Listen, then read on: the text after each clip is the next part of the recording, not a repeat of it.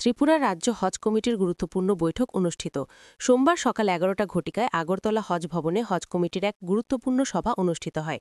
এতে সারা রাজ্যের হজ কমিটির সদস্যগণ উপস্থিত ছিলেন। সকলের উপস্থিতিতে ২০২৬ সালের হজযাত্রীদের হজে যাওয়া আসার বিষয়টি অত্যন্ত গুরুত্ব সহকারে বিস্তৃতভাবে আলোচনা করা হয়।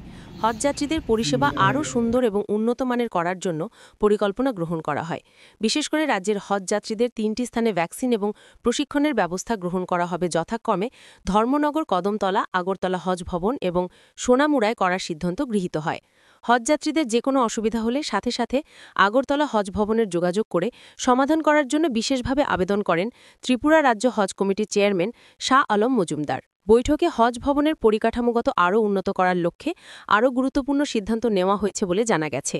হজ ভবন সহ হজযাত্রীদের সার্বিক পরিষেবার ক্ষেত্রে রাজ্যের শুভবুদ্ধি মানুষের সহযোগিতা চাইলেন হজ কমিটির চেয়ারম্যান সহ অন্যান্য কর্মকর্তারা। 2026 ইং হজকে কেন্দ্র করে আজকে আমাদের আগরতলা হজ ভবনে গুরুত্বপূর্ণ মিটিং অনুষ্ঠিত হয়। 2026 ইংয়ের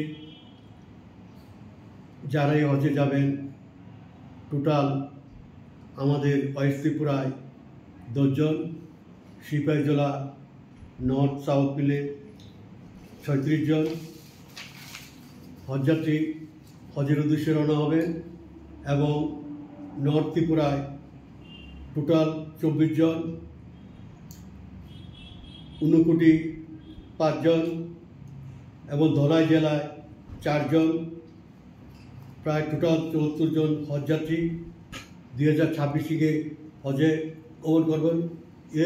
এত বুধ লক্ষ্যে আজকে আমাদের হজ মিটিংয়ে ট্রেনিং প্রোগ্রাম আমরা জেলাভিত্তিক করব, সেই সিদ্ধান্ত আলোচনা হয়েছে। পাশাপাশি ভ্যাকসিন প্রতিটি জায়গায় জায়গায় 4টা স্থান নির্ধারণ করা হয়েছে। সেই নির্দিষ্ট স্থানে ভ্যাকসিন যেটা প্রয়োগ করা হবে এবং স্ট্যান্ড আপ প্রোগ্রাম নিয়েও আলোচনা হয়েছে।